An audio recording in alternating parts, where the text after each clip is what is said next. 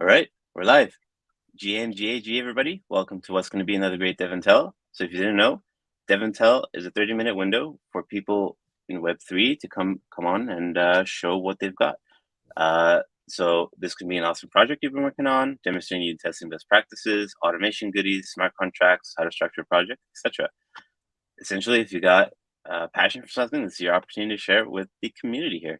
And today I am ecstatic to have Stefan from dm3 Protocol on. Welcome, Stefan. Happy to have you on. Yeah, thank you for having us.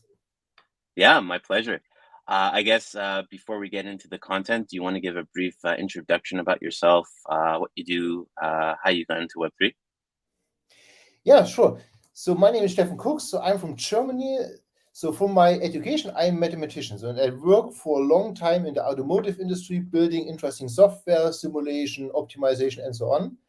And since 2017, I joined the Web3 world. So a friend of mine was building a company, and I shared with him the vision to build products based on Web3 technology. Yeah, and this time we did a lot of interesting developments, small Ethereum clients, a lot of applications of Web3 technology into industrial use cases, building software for industry, for mobility, for energy application, and so on. And since 2022, we founded a new company, which is called Corpus. And this is a venture or product studio, especially focused on Web3 products. So in this, we are building different products, different projects. And dm3 is one of these projects. And now I'm the CEO of dm3. And yeah, we are starting to spin off dm3 from the venture studio now. Yeah, and today I will share some insights into Web3 messaging and especially how dm3 can help to solve a lot of problems. Amazing. Yeah, let's dive right into it, just so we have enough time. Okay, let me share my screen to show some slides.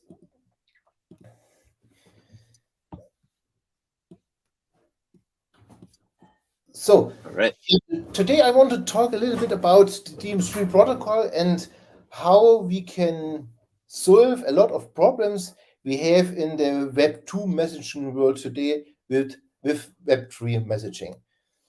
So after a short motivation about the topic, I want to talk about Web3 messaging and introduce the dm3 protocol, and then show how the dm3 protocol can be used and what are the benefits by using the dm3 in your applications. dm3, that I can say in the beginning, is an open source project. It's completely public good. We share all the things with the community, and especially we invite the community to join in and to use it to build a standard for messaging interoperability. And let me explain how it works, and then you will see how it may help you in your work.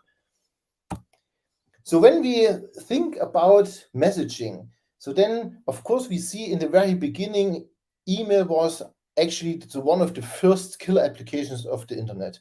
Now, in the beginning, it's a lot of years ago, email was available for a lot of people, and it was amazing to being able to use the internet to send messages. It was a kind of decentralized, so we had all these these mail servers, and one thing in the beginning, it was completely unencrypted, and actually is almost completely unencrypted today. Now, I don't know if you tried to send encrypted messages. So I tried it for a long time, always sending my public keys around with my email. I never received any encrypted message or the email back. So then in the last years, so maybe 10, 15, 20 years ago, there started the world or the time of the Web2 messengers. Now we have all these big messengers starting in this time, and they solved some problems we had in the Web1 world. And now almost all messengers are encrypted. Not all. Sometimes we have embedded messaging systems in other applications which are not even yet encrypted. Even when we think back, Twitter, I don't know if they already now have it encrypted, but some months ago they still had unencrypted messaging included. So, but what we can see is all these services are centralized services. Now we have these silos, and I have to commit to join such an ecosystem in order to be able to communicate with others.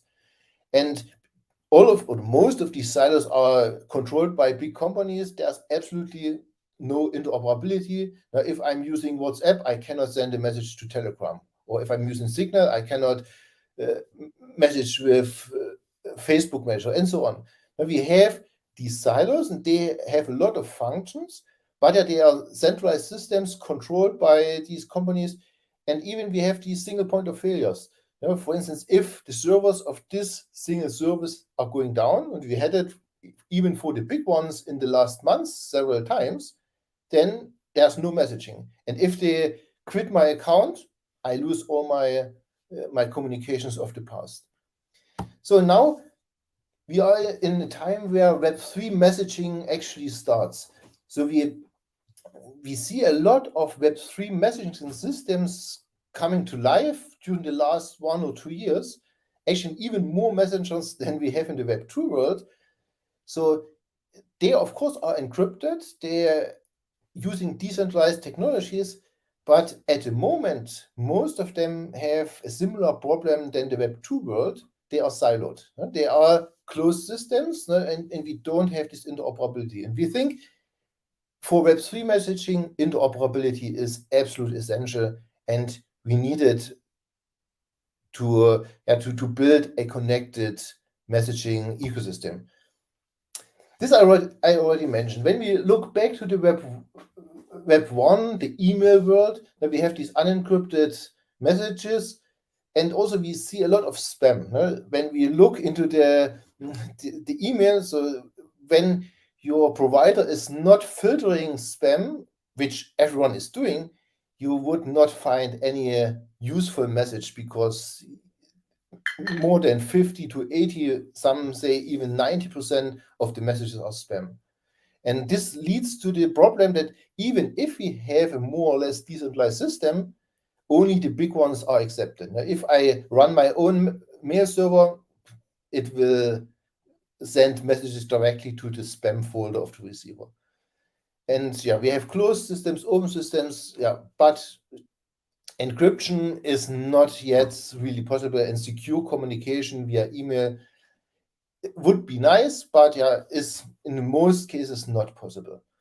So then we have these Web2 messengers. As I said, we have now these central systems building big ecosystems, but these are closed systems, and we cannot send messages from one system to another. And we are fully dependent on the providers of these messaging services. So what are the problems? I said it, encryption sometimes, especially in the email systems, is a problem. We have also the problem of privacy. Now, even if the messages in these Web2 messengers are encrypted, the metadata are not. So if I send a message to someone else, the provider knows whom I'm messaging. So they may not know the content, but they know that I have written such a message. So, and in centralized systems, this is always the case. And we don't have this privacy that I can send a message without anyone knowing who I was messaging to. Another problem is the self-sovereignty. So in these messaging systems, I'm dependent on the provider. So I cannot decide what I want to do with my messages. They are on the services hosted by these companies, and I have to rely on them. So, and this is something what we cannot directly change now in these systems. Interoperability, I already mentioned. If I want to message someone, I have to be the member of the same ecosystem. If not, I'm not able to send this message. Centralization, I also mentioned. Centralization is not a bad thing for every solutions. But regarding messaging, if I have one party in the middle which I have to depend on, then if this is not offering the service anymore, I'm not able to use this messenger. So that's why I have these single point of failures, and this is a characteristic of the current available systems. And last but not least, we also mentioned this already, we have the problem that spam is overflooding all our inboxes. And of course, there are solutions to find out and to recognize spam mails. Sometimes even good mails or good information are going to the spam folder because they are recognized as spam.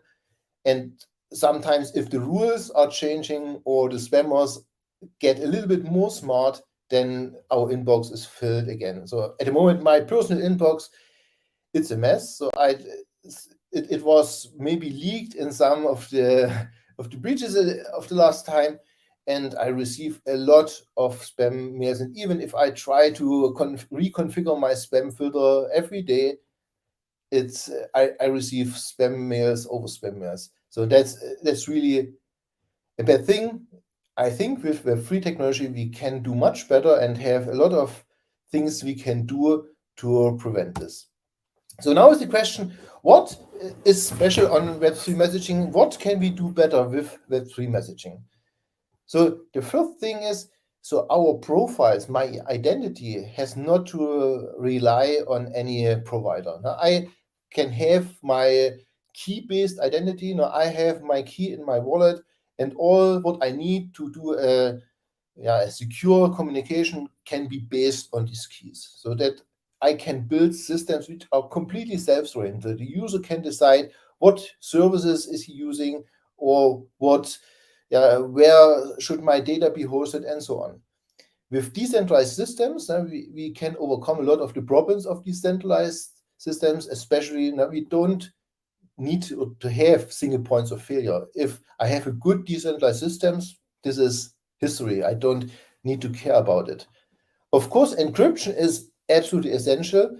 By default, every message must be encrypted. And also privacy must be something which we really take care of. Even if we think, okay, for this conversation, maybe I don't need that much privacy, but we should have privacy for all information and all communication we are doing in our life. One thing I think is a very special thing for the Web3 world. In the Web3 world, we learned that diversity is something which is really good. When we look into the Web2 world, and if I would ask a big Web2 messenger what is their goal, the goal would be to be the one and only messenger. That's nice. Then I have one ecosystem. Everything is nice for this ecosystem and for this provider. But in Web3, we learned that diversity is a real good thing. Now, when we look at the clients for the blockchain, diversity in Ethereum was a real important thing to have the stability of our networks. So, and also when we look into the messaging world, diversity is quite a good thing. Now we can have solutions which focus on special communities. For instance, I can have a messenger which focuses on NFT community. So if I'm not interested in NFTs, such a messenger would not be a good choice for me. So, or another messenger focuses on how I can manage my data on my computer without any other application. Someone else says, okay, I need some more assistance. I cannot host everything on my own computer. So that means a lot of different solutions or protocols and communities are really a good thing for such something like messaging. But what we need is interoperability.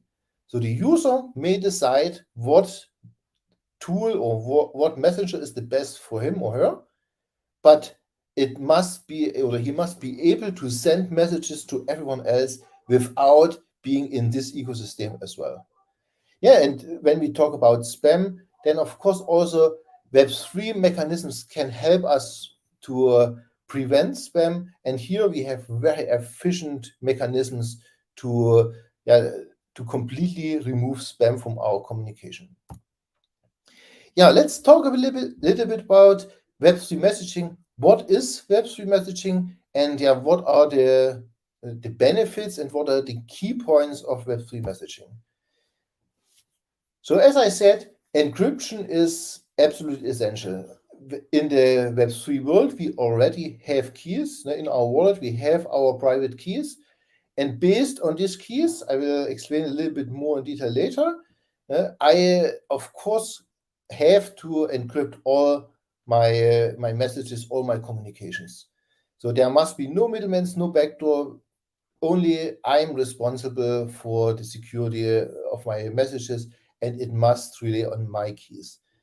And also, when I have these keys, I can also sign these keys. Maybe in the email world, we all have seen this before.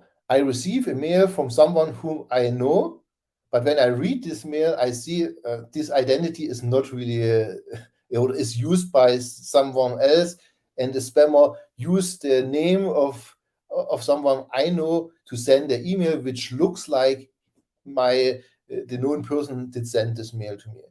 This is something a lot of virus injection comes over these ways.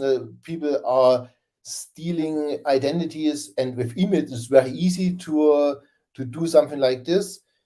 So in the Web3 world, we have our keys and we can sign our messages. And with this, we can absolutely secure. If I receive a message from someone else, I can validate the signature and know absolutely that he was the sender and no one else was able to manipulate this. Then we have decentralized systems. There are a lot of different approaches in the Web3 world to build decentralization. Some are using decentralized broadcast networks, so like Whisper or XMTP, Waku. There are a lot of different protocols using this approach to have such broadcast networks. Then there are also other approaches like having more or less services in between, or have different servers which are connected. With dm3, we also have an interesting approach. I will explain it later, which makes it very easy to have a decentralized network without the drawback that you have a lot of traffic in this network. Interoperability, I already mentioned. We think that interoperability is the key of success of Web3 messaging. If we in the Web3 world think, okay, we have this nice technology, we have a lot of different solutions which are small, which have small ecosystems, we will not be successful. We need this interoperability to interconnect our systems and to build one connected ecosystem for messaging, so that everyone has the ability to interoperate and to talk with others, regardless which tools they are using. Self-sovereignty, I also mentioned before. One ethos in the Web3 world is that I am responsible and I can be responsible for my own things. And here, this is something we also have to adapt to messaging. And when it comes to the last point, a registry, I want to go back to the email system. So in emails, I can send encrypted messages. The problem is how to discover the public keys from the receiver. So, and there's no good solution in the email world. There could be a central registry which is hosted by one provider. Then I have to trust this provider. But it will not work that only one provider is offering all this information.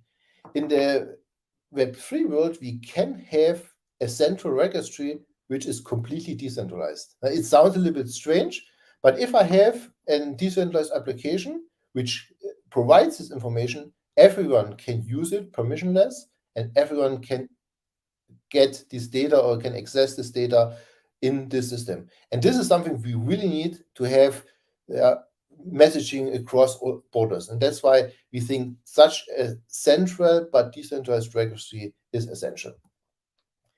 But after all, these are a lot of different features we discussed, but what is really essential for Web3 messaging?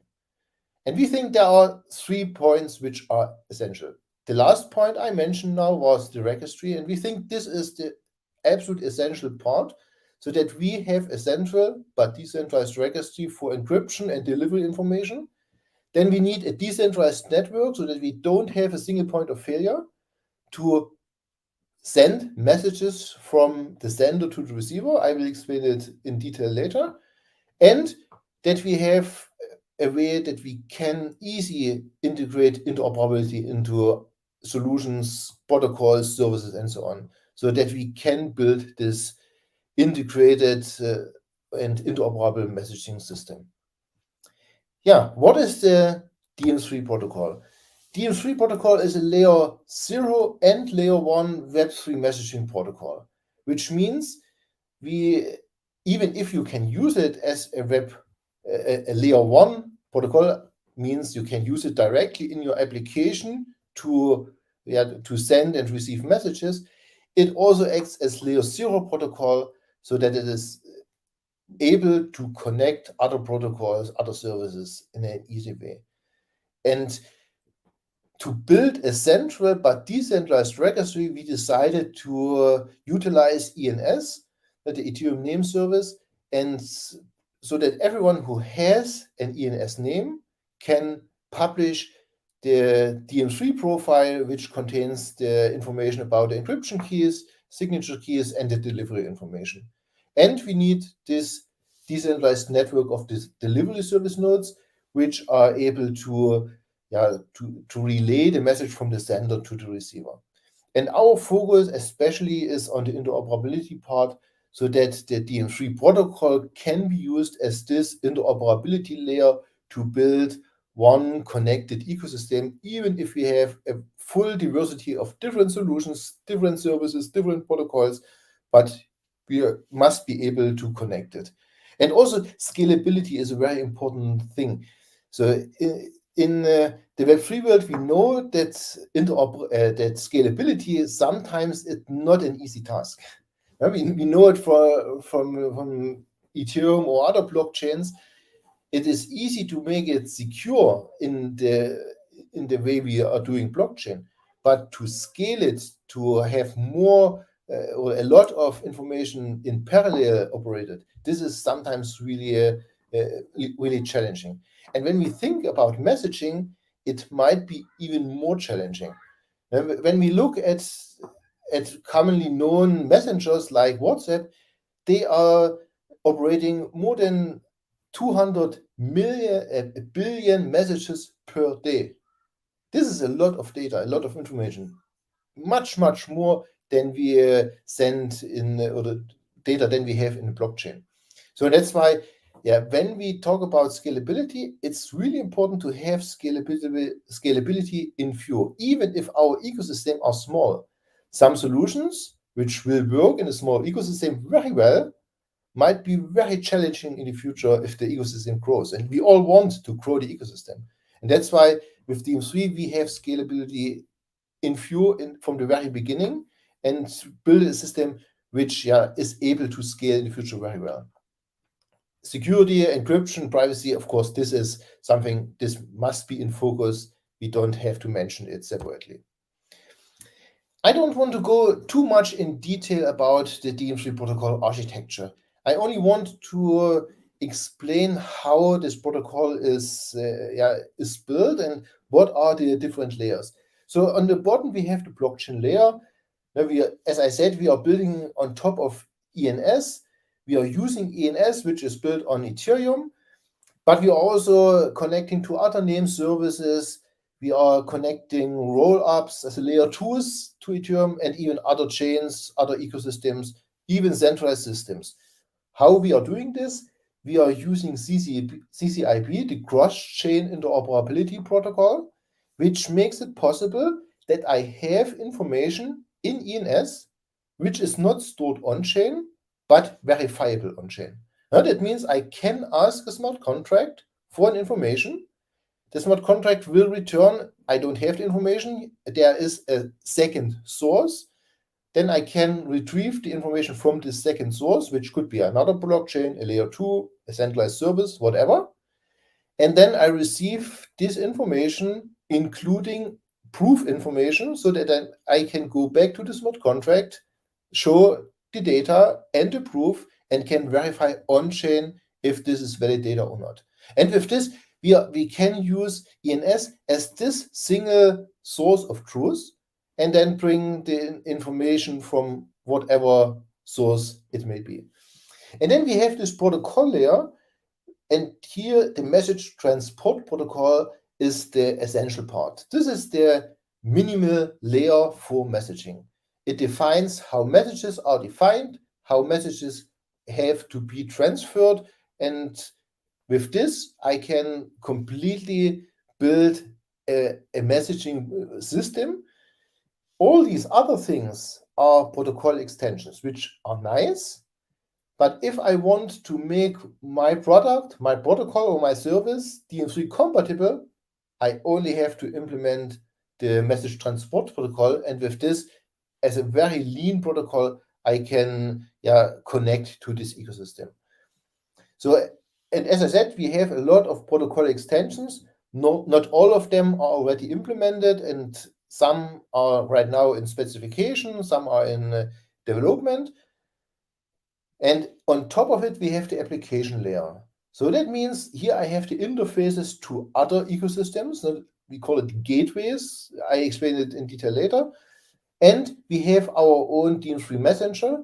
We are not focusing at this messenger at the moment. Now, why do we have it? We want to show as reference implementation how the dm3 protocol can be utilized. And we have these embedded widgets on top of it, which can be used in any application. If you build an application, maybe a game, and you want to have in-app, in-game messaging, just use the dm3 embedded widget, and with one line of code, you have a fully featured, full secured messaging solution.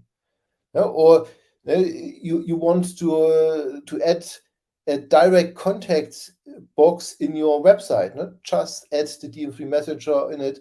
And then you have a local messaging solution, and with protocol extensions we have, you can even link this local messaging to your global inbox. Whatever dm3 compatible messenger you use, if you are on a website and use the local messaging system, then you can link it to your global inbox and then have even this information included. And I think this is something we miss totally in today's world. We have a lot of support windows and in-app messaging. Now, even now in such a video portal we are working with today, then we have a chat module. When we close the session, the information is gone. And maybe I want to save it, then I would simply use dm3, connect it to my inbox, and then I have it mirrored so that I have this information available, even if this application is closed. So I don't want to go more in detail of this architecture. We have built extensions for most or all interesting applications. And as I said, dm3 is an open protocol. We are not the ones who are selling this or doing everything. So this is a result of a lot of discussions inside the community already. Now we talk what is needed and how can we utilize dm3 to do this. And on top of this, these extensions and specifications are built. And we invite everyone to join this initiative and also discuss and define what is needed to have dm3 available as this interoperability protocol and at this lean-based protocol to connect other solutions with each other. I already mentioned, I have to look at the time. We don't have much. We can go like five minutes more. Okay, so I will jump over this. I already talked about this registry. Now we are using ENS, have our profiles there, and can connect information from other chains and other solutions there as well. And the concept of delivery service I already mentioned. Now we have these services which are or the services which are completely separated, and the user can decide which of these delivery services he is connected to, and then the sender sends it to one of these delivery services, and the receiver picks it up when he is online again. And also these delivery services can act as gateway to other services so that we can connect to other ecosystems as well. I also mentioned decentralization. The user can decide what delivery service I want to use. I can use one, two, or even a number of it, so that if one is down, the sender will take another one, and so the user is completely decoupled from one single point. We don't have a single point of failure because we can use several services for this. I jump over this. The last thing is spam protection. We know there is a lot of spam in messaging, especially in email, and using dm3, using Web3 technology, we can we can sort out spam very easily. So we have these service-based spam protection mechanisms.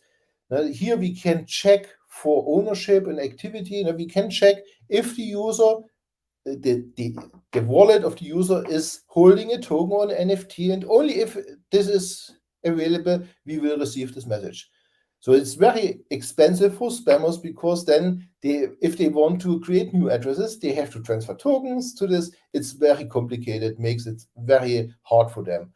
In the same, I can check the nonce so that I see, okay, this is an address which already has been used to do something. And if not, I will not receive messages.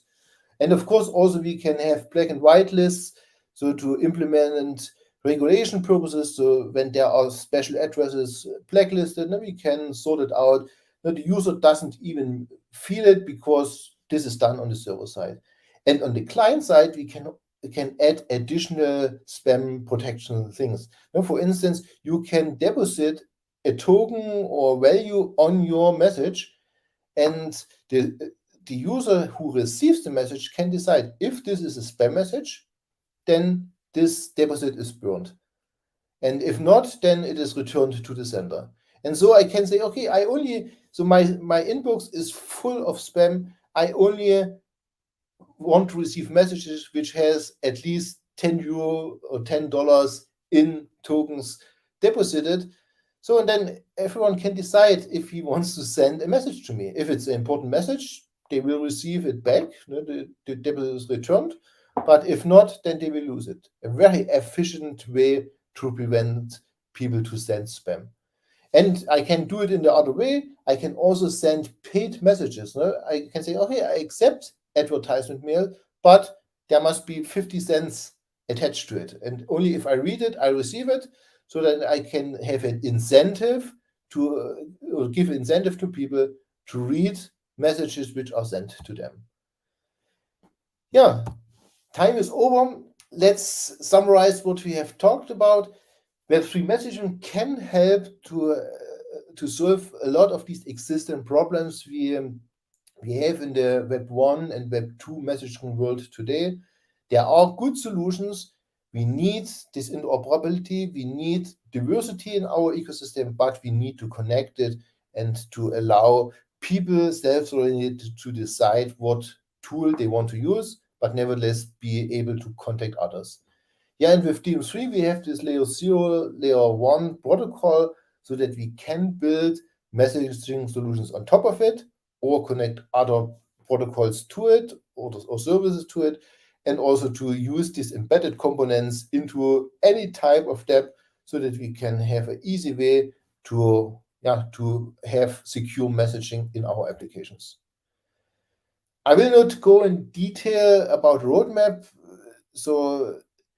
but what we are right now in this stage, we have a good specification of a lot of parts of our protocol. We have a reference implementation which is available. We have done some showcases where it is used.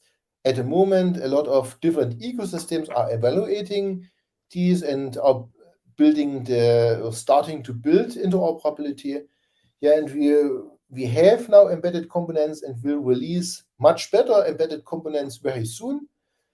Yeah, and next year, the real network will launch. There will be the dm3 token, which will help to organize and to govern this system. We said this is an open source, a community protocol.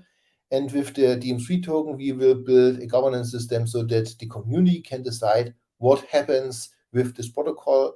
And this token will also be used to pay for services inside the system so that we can do this spam protection very easily, and also to incentivize the standardization. If a protocol joins this initiative, they will receive tokens. They have something to say inside the protocol. Yeah, and with this, we try to build this community protocol, which helps to build a connected Web3 messaging world. And if this works out, we hope so, then of course we also want to go to the Web2 world and offer this to the Web2 world, because what works in the Web3 world is also applicable to the Web2 world very easily. Yeah, I already said we invite everyone to join this initiative and be part of it. Find some resources which help you. Everything is free and open source. You are invited to use it, to participate, and to get in contact with us and join the development of dm3. Thank you very much. Yeah, that was great. Unfortunately, we didn't have enough time to go through all the questions, but there was one about whether or not the protocol was fully built out or not. I think the roadmap kind of answered that. Is that roadmap publicly available for people to look at, or? It is. So I can share this information. So on our website, we have a lot of these information. The current roadmap is not yet published, but we will publish it on our website, dm3.network, so that it is visible there as well. Excellent. And for people who didn't get a chance to get their questions answered, how can people reach out to you specifically, or the team, to get those answered?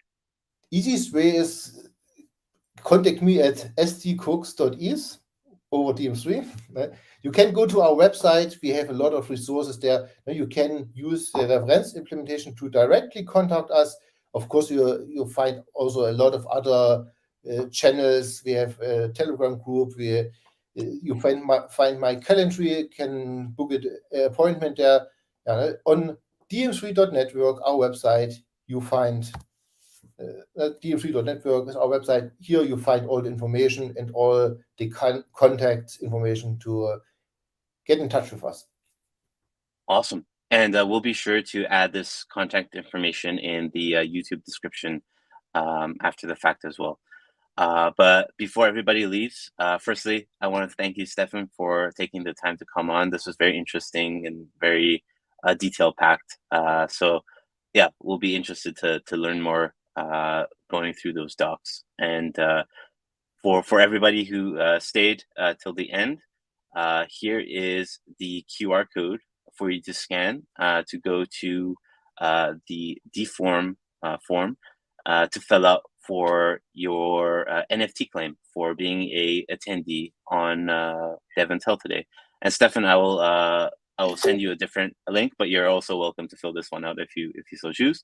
But folks, you'll have an hour and a half to fill out this form before it closes out.